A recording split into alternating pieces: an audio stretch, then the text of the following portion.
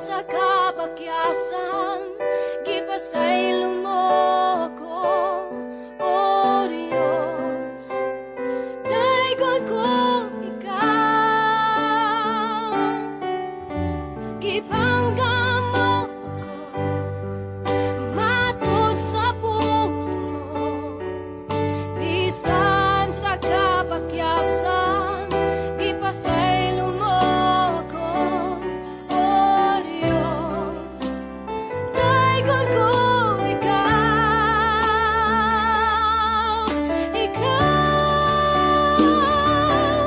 pagasimbahon alagaan kong ikaw. Shout out to all our brothers and sisters sa lahat ng sulok ng mundo. Magandang gabi, magandang umaga, magandang hapon, magandang tanghali po sa lahat.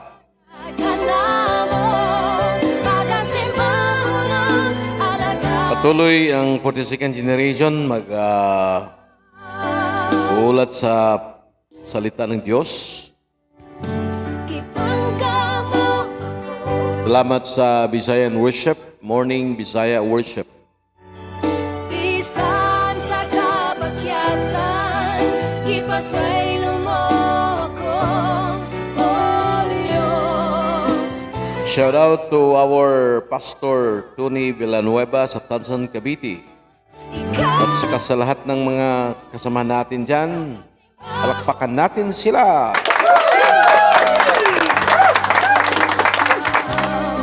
Sa bisan at sa pangalan mo, ibayaw ko. Labihan ang grasya mo. Shout out sa Victory Band na umawit sa awit na ito. Alagaan ko ikaw. Shout out to Pastor Franco Trigo, ang tatay natin sa siyudad ng Tagbilaran City. Palakpakan natin.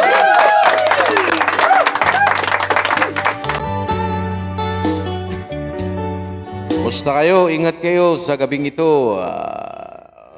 Lumalakas ang intensity sa kaaway natin.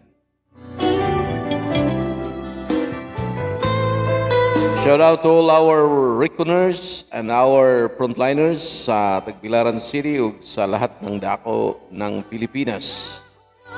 Alagaan ko ikaw. Sa bisan at sa pangalan mo, ibayaw ko. Labihan ang grasya mo, nagkikahatag ka na mo. Pagkasimbahan ang alagaan ko ikaw. Pagkasimbahan ang alagaan. Shout out sa kaibigan natin sa Singapore, Sister Jima Cabatos Lirin Anino Palaka. At sa lahat ng mga kasamahan sa bahay po, si Brother Rino at saka yung mga anak. Assalamualaikum to all of you. Pagkasimbahan ang alagaan ko ikaw. Shout out to Milagrusa Suarez Chan and to Brother Joseph Chan and Darren. Musta kayo? Pagkasimbahan To our sister Anis Cartin, ingat kayo dyan. At saka sa lahat ng mga kaibigan natin sa Hong Kong, kumusta kayo? At saka shout out sa ating sister sa Tel Aviv, no? Malapit lang yung bombing nga nangyari po. O hindi ko alam kung bombing ba yun o parang factory ng pabuto yun.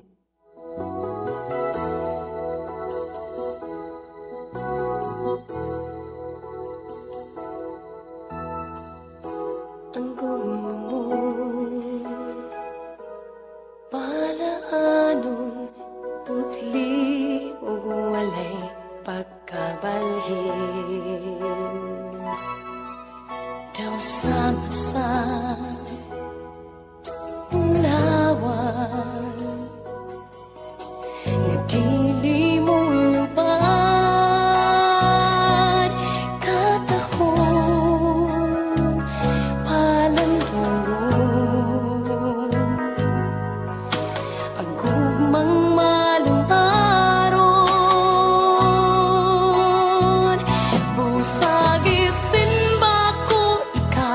Shout out sa lahat ng mga pastor natin sa Bohol, lalo na kay Pastor Valentos po sa Talibon at saka kay Lorna at saka sa mga kasama natin sa Freeville Original Baptist Church sa Talibon, Bohol. Kasing ko ang huni sa gugma, awiton ko.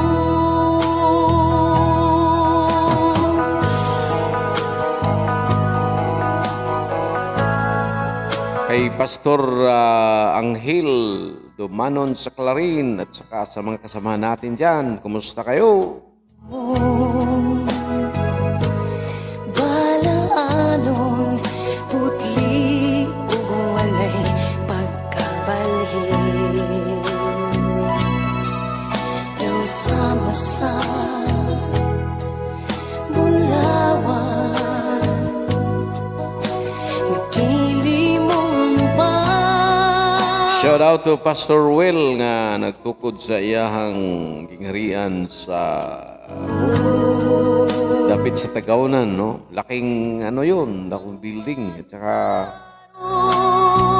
nakita ko yun sa picture po sa Sa FB. gisimba ko ikaw. Kumusta kayo, Bishop Roel Alcain?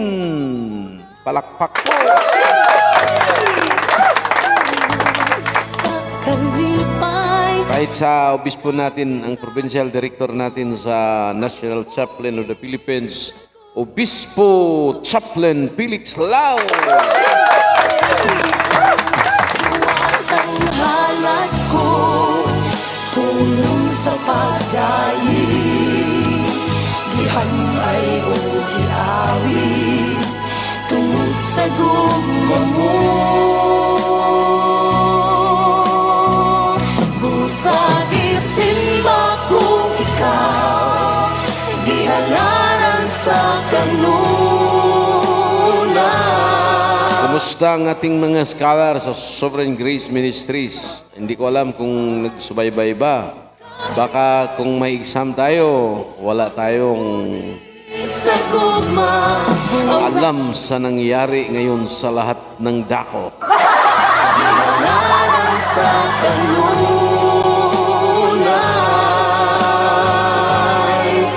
dulo sa kalipay, ning kasing-kasing ko, ang huni sa gugma, awiton ko.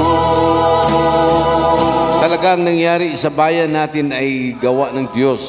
Sabi ng Diyos, yung nasa bubong, wag na kayong babalik sa bahay niyo pagkuha ng ano-ano. If you're locked down in that area, don't go back to your place.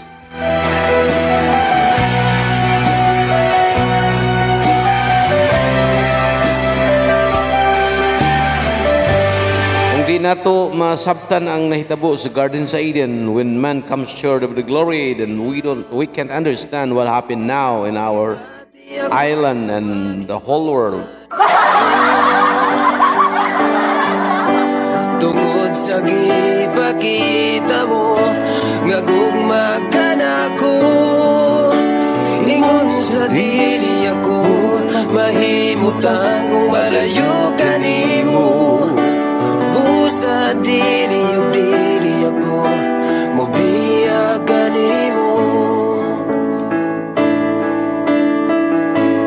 Sa tinuod lang gibati ako sa paghigugma nimo, tungod sa gipakita mo nga gugma ka nako, ingon sa dili ko mahimutan kung malayo ka nimo. Busa dili ako mubiyag ka nimo, o Ginoo. Bisan wala kita nagkita, apan nagkita na di ay kita. Uy, ka Diyos nga akong ginalagaran. Bisan ako magkasasala, di mo akong ipataway sala. Tapos ka sa tanang pagdaig o pasalamat. Mga kapitlas, Sa gabing ito, ang sanlibutan ay aliwaros sa balita na ang microchip ay tinitira na talaga sa human, no? Parang in-injection na, no? Pero hindi tayo maabala or mabalaka, mga kaizonan.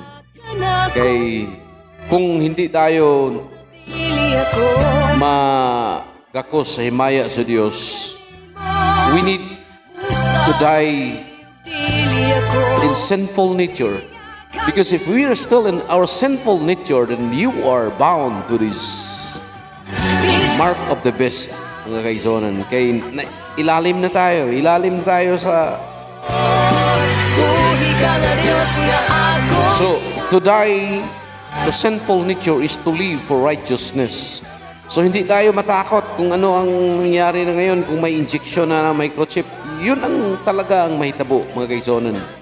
Yung national ID, yung common ID sa lahat na, o inject ba, or basta hindi lang dili madugta ba.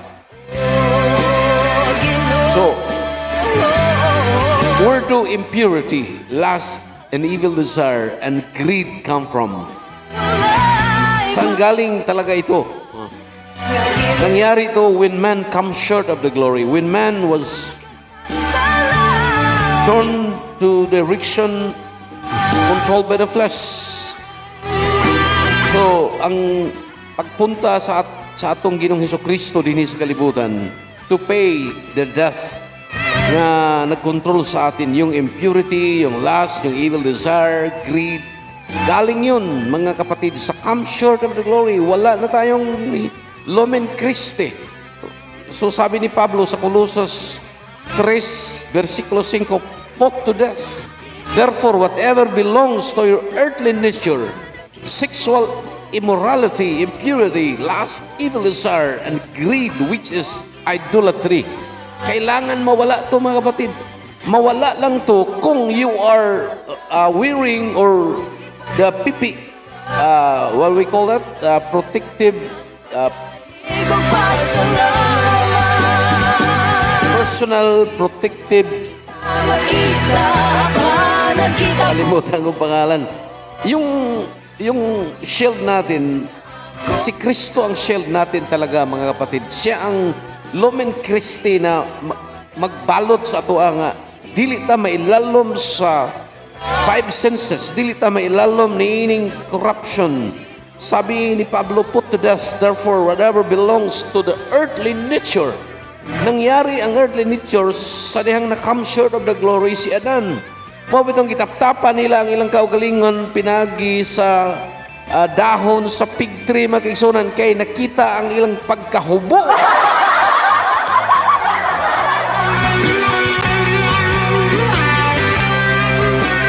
Nakita ang ilang pagkamakauulaw.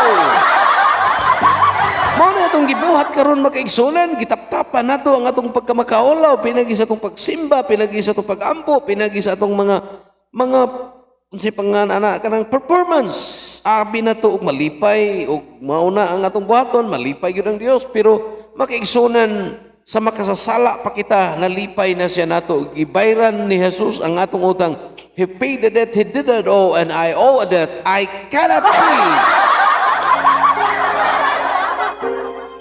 Di man gyud ko kabayad, mga igsoon mo nang si Jesus ni bayad. Mo nang pakpaka na to ang atong Ginoo.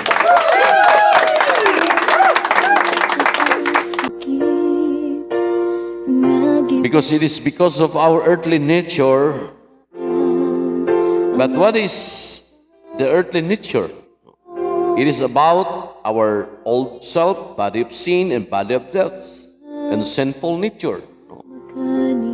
Galatians 5:19-21, now doing practices of the flesh are clear, obvious. They are immorality, impurity, indecency, idolatry, sorcery, enmity, strife, jealousy, anger, and ill-tempered, selfishness, division or dissensions, party spirit, or faction or sick with particular opinions or heresies, sa mga Daghan mga kaigsonan, envy, drunkenness, carousing, and like that. I warn you, sabi ni Pablo, because I warn you beforehand, just as I did previously. Gibuhat na ko ni, and those who do such things shall not inherit the kingdom of God, mga kapatid.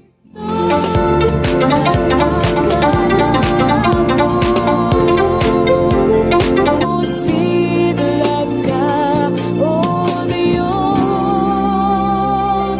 kanunay sa kinabuhi ko.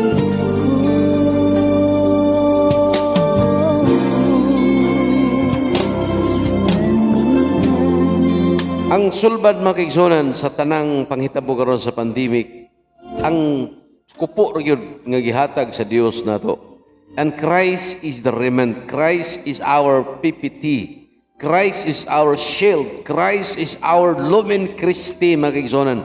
Siyang luminos, siyang nagasidlak, siyang kahayag na wala na wagtang nakabsan dito sa Garden sa Eden. O ang purpose pag-anhi sa atong Ginoong Hesus, pagbayad sa mga sala o kinahanglan mahimo siyang Kristo. O kasi nang mahimo siyang Kristo igsoon, kahayag siya nga unapproachable, wala mo gyud makakita sa Dios, pero the light become life. When he was resurrected, nahimo siyang kinabuhi o kay kinabuhi siya, miingon ang kasulatan, he came that we might have life, and this life is abundantly in Christ. Mga kaigsonan, pakpak mga igsoon.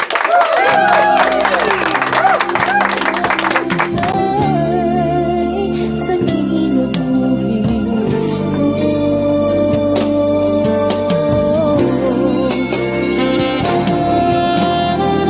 Usay magtarong ta og maayo sa atong bayhon, sa atong pag kinabuhi, tarungon gyud atong maayo, but it is not about our behavior, sin, but the nature sin ang kinaiya nga na hukasan kita, nakabsan kita, mga kaigsonan.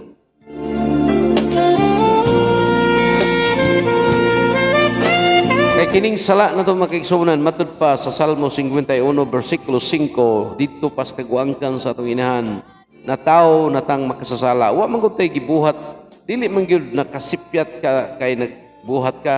Wala pa kay gibuhat, makasasala na ta makigsunan. Muna nga, di man ta kabayad, ang nagbayad na mao si Jesus. Siyang propitiation, siya ang bayad sa atong mga utang. If we stay a sinner, we would never meet God.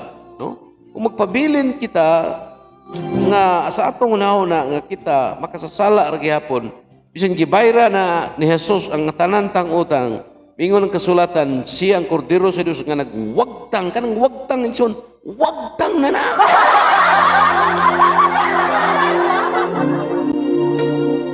And we would never meet God because He does not listen to sinners.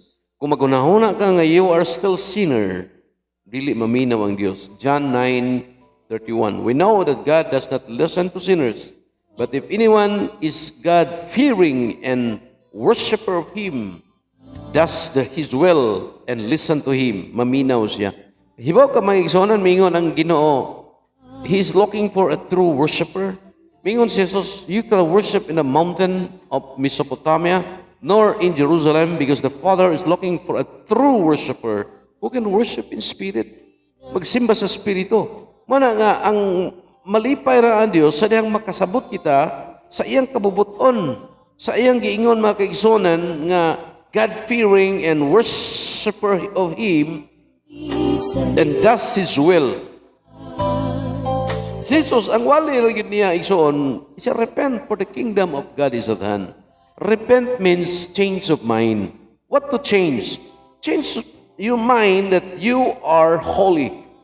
When God created you, He created you in His image. Because God is holy, then you are holy because you are created in His image, mga kaigsunan. Mana nga, go back to the original mindset of the Creator. Mingon siya, repent. Uspay mo na, unless you repent, unless you change your mind, in Romans 12 verse 2, you will know the will of the Father.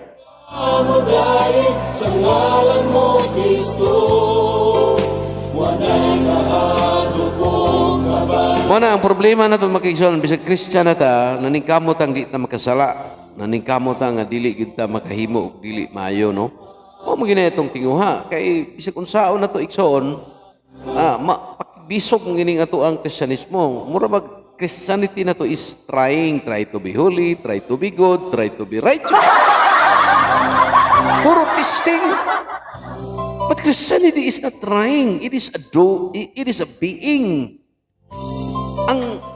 Ang imong entity, you are created in His image, mga kaibigan. Tanawa ang Romans 8 verse 8 sa kanang gitawag amplified version. So then those who are living the life of the flesh or catering to the appetites and impulses of their carnal nature cannot please God. Cannot satisfy God, my kaibigan. God will not be satisfied or be acceptable to Him. Dili kita madawat makaisonan mo na nga. Therefore, we have to escape from this status. Sa sitwasyon na to nga nagunahon na nga we are still sinner. Makikita mo ingon nga, I'm just a sinner saved by grace. Di ka kabasa sa Bible na mga kaisonan. Mabasa naman sa Bible nga mingon si Pablo, kamu mga balaan, ngadtos mga balaan sa Colossus, ngadtos mga balaan sa Corinto, ngadtos mga balaan sa Pilipos. Try to scrutinize that, mga kapatid.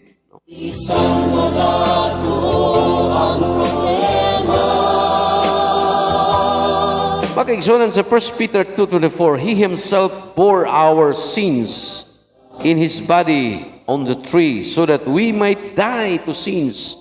Ang pagpalansang sa atong Ginoong Hesus, ang paghatag siyang kinabuhi, ang pagpitay siyang kaugalingon ngadto sa krus, ang katuyuan na namamatay ta sa sala, and to live for righteousness, mga kaigsunan.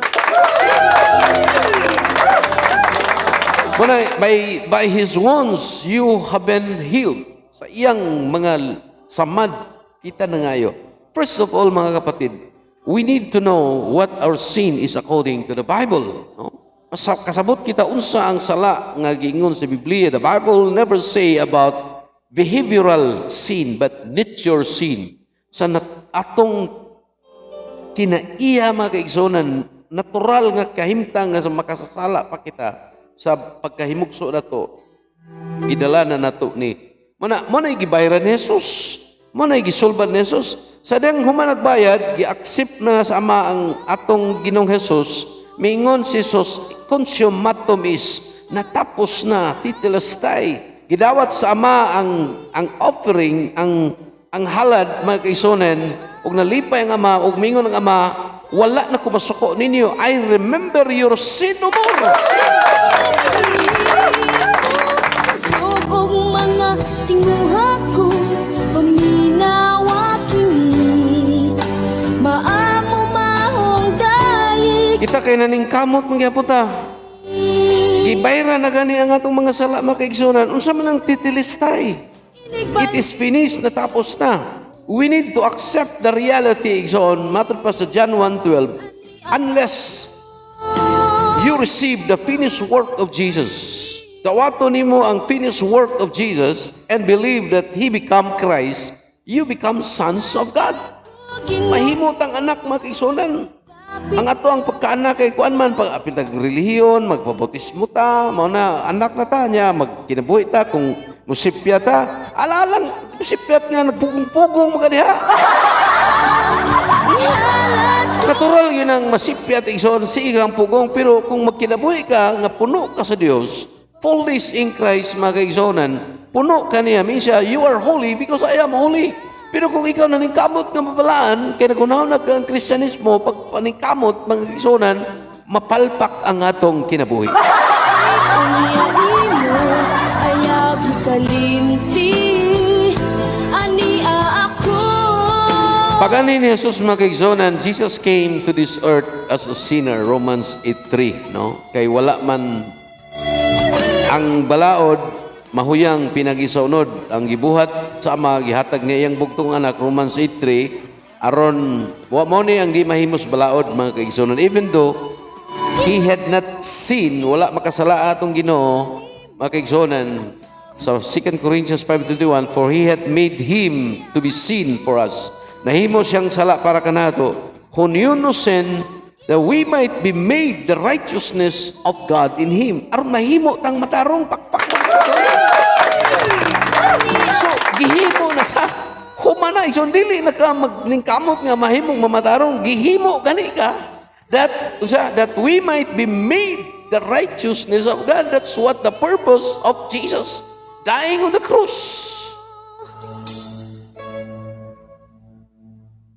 And we have to get rid of the sin from us because it is in us. Romans 7:17-18. Now then it is no more that I do, but sin that dwelleth in me. For I know that in me, that is in my flesh, dwelleth no good things. So kung mag-iral ang imong pagkahimtang nga control ka sa come short of the glory, senses igsoon, mo man yang nitabo. Ang tao sa una puno sa himaya, no? Man walk with God in the call of the day. Pero diyan na come short, mingon ang bitin nga tanawa. Gigamit ni iba ang lust of the eye, lust of the flesh, pride of life. Gikaaw niya ang tinapay. From spirituality to physical, na come short sila. Og ilang nasabtan, og na ilang nahibawan nga, hubo sila. Nga naman, na come short naman ang himaya. Wala naman himaya makaigsunan. Manang kita sa atong pagkinabuhi karon, ang atong gibuhat mao lagi na nga musimba ta, marang-arang man pud inig simba na to, murag hukasan matas problema. Pero abtag usang adlaw, duhang adlaw sa puto na pud. Nga naman tungod kay pugong-pugong man ta sa atong kaugalingon nga aron mahimo tang tinuod nga born again, mo nang naningkamot taon tag paningkamot nga di gyud ta mo sipyat.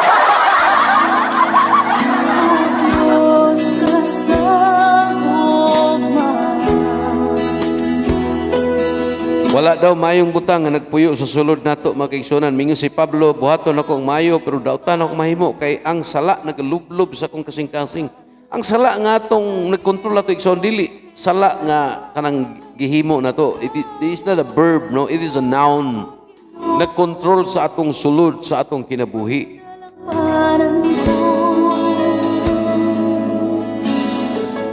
So mingon si Pablo, inside of me dwelleth no good things. For to will it is present with me, but how to perform which is good I find not. Dili yun ko makahimo sa pagkinabuhi.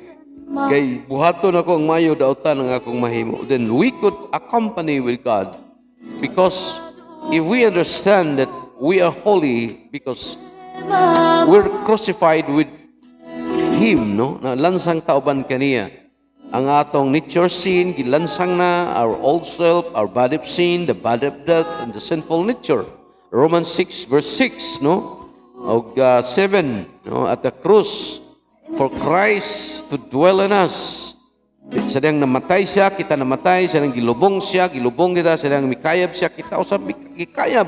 Manang tanaw sa ama nato, dili na kita igsoon, ang Kristo na, ang offering na, mao na ipagtanaw sa ama nato, dili na ngatong ang isyo, dili nang sala, kundi na gitagaan ta sa bisti. Ang unang example ni mawang prodigal son. The prodigal son, when he come to his father, he said, Father, I've sinned against you, I have sinned against heaven. Don't call me son anymore, but servant. Pero unsay gibuhat sa amahan mga kaigsunan, he threw his hand to his son, he embraced, he kisses son mga kaigsunan. Unya, mingon ang anak taon, ayaw dadi kay baho kong baboy, baho kong baboy, baho kong baboy. Pero gigakos siya maayo sa ama mga kaigsonan. Unya, mingon ang ama, tagai siya og rub, tagai siya og pisti. Kingly rub mga kaigsonan. Because if you have this kingly rub, you will not be bullied anymore. You will not be condemned. If any man be in Christ, mga kaigsonan, those who are in Christ are not condemned. Dili na kondinado, mga kaigsonan. Ang iyang first brother, ang parisiyo nga brother niya, mo'y nasuko niya, katong wala, yun makabuhat og sala. Mo to'y elder brother nga nasuko og mayo. Pero Wala sila'y relasyon sa ama, mga kaigsunan, kay pasudlon sa ama, di man siya musulod. Gusto magyud siya nga dili niya pa dawaton ang iyang isuon nga nibalik, mga kaigsunan. Sa layo pa ang anak niya, ang ama nagtan-aw na kanunay kaniya, kay pinangga kaniya. Sa layo pa ta igsuon, gipangita ta niya, gimahal ta niya, ug mingon siya, I will never leave you nor forsake you after the sacrifice, mga kaigsunan.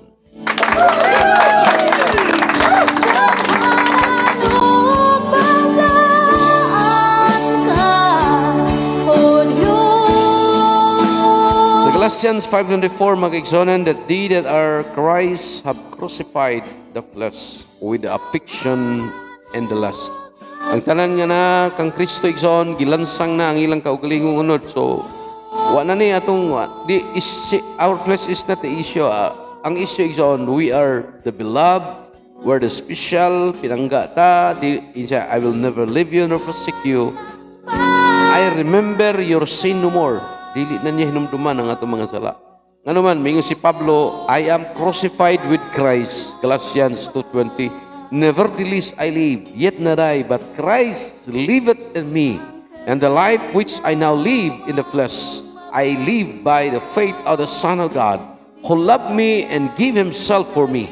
Mga kaigsunan, so that we can please God as sons of God, because we live for righteousness. We live for Christ. Christ in you, the hope of glory.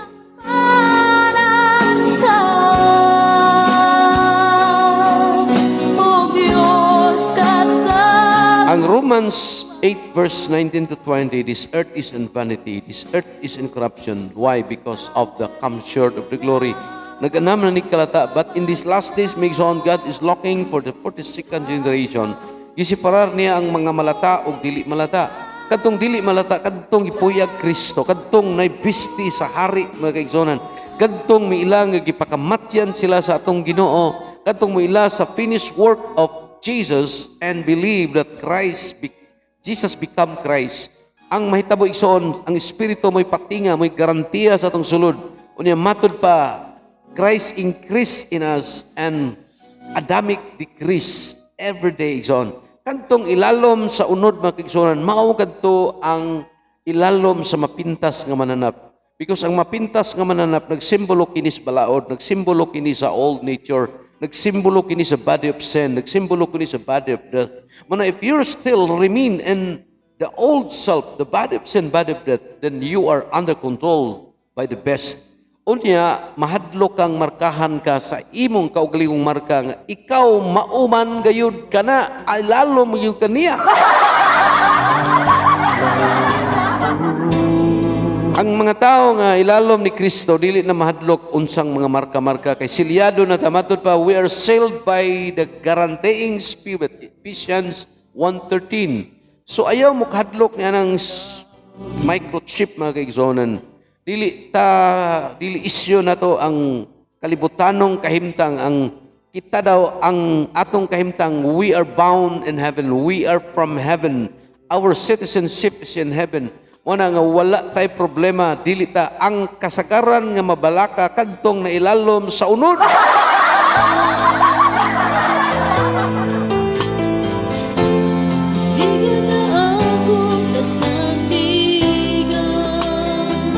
Mga kaigsonan, Romans 14 verse 18, because anyone who serve Christ in this way is pleasing to God and approved by men.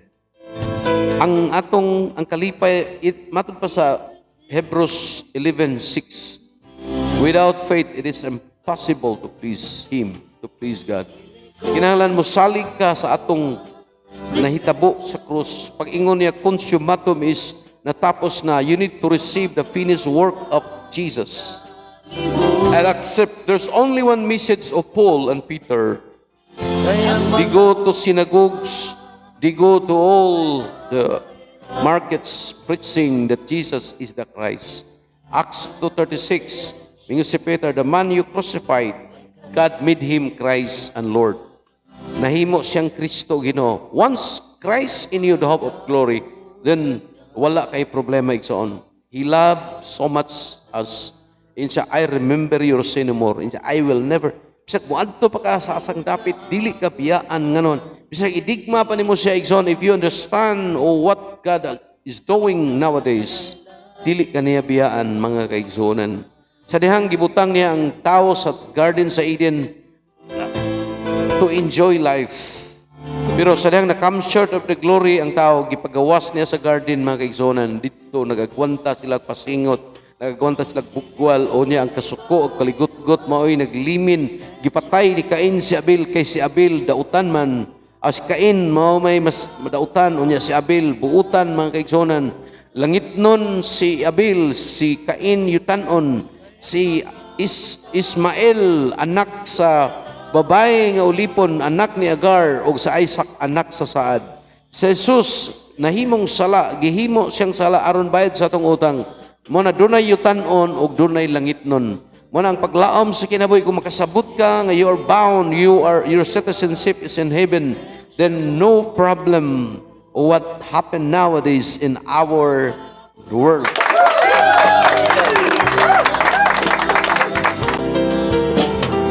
Mingon si Jesus makaigsonan, I will go and you cannot come with me, and you will find me, you will seek me. But you cannot come with me because I will be glorified at Calvary and become Christ. And you will die in your sins. Kung magpabilin ka sa unod, magpabilin ka sa pag-control sa sistema, sa senses, sa kahimtang makikson, sa kahadlo, kabalaka. Kaya ang tanang mga tao nga wala makasabot sa kahimtang karon sa pandemic, they will be worried, they will full of anxiety, kabalaka, kahadlok, delikado ang sitwasyon. Pero if you understand nga this is the move of God, this is to separate the corrupt and the so-called Son of God, mga kaigsonan, because the purpose of the creation of the world, mga kaigsonan, is to manifest the children of God. No? Romans 8 verse 20. No? The earth groaneth, nag-agulo ang yuta, nag-agulo ug nagpaabot sa pagpadayag sa mga anak sa Dios. So, ang yuta, igsoon, ang creation, ang katuyuan ini, magawas ang dili malata, ang mga anak sa Dios, the 42nd generation, ug ang mga ilalom sa balaod, kadtong ilalom sa balaod, magsigit og kabalaka, kahadlok, kalikot-kot, bisag kinsa na lay kasukan, mga kisunan, kay pungot naman ang ilang kantang. Pero ang naay Kristo, puno siya sa kalma, kalinaw, kalipay. Ang magpuyo sa Espiritu, dili siya mailalom sa balaod. May ako pag-ampo makiksunan nga masabta na to sa ginagmay ang santos nga pulong. Higugmatag maayo sa Dios, gusto niyang malimin ta ni Kristo, punon ta. Si Kristo ang dagway sa dili makita nga Dios, siya ang atong piste, siya ang imahin, He is our righteousness, He is our justification. 1 Corinthians 1:30. Mga kaigsonan, siya ang atong kinabuhi, siya ang huyop sa atong sinasuluran. Nagpuyo siya sa atong sulod. Kita templo niya, mga kaigsonan. Sa dihang naang Dios nimo, wala ka mabalaan tungod sa imong bayhon, sa imong pag-aruga og maayo, grabe nimong luksog sayaw. Nabalaan ka kay gipuy-an kag balaan, ug ang balaan mao ang Dios, mga kaigsonan.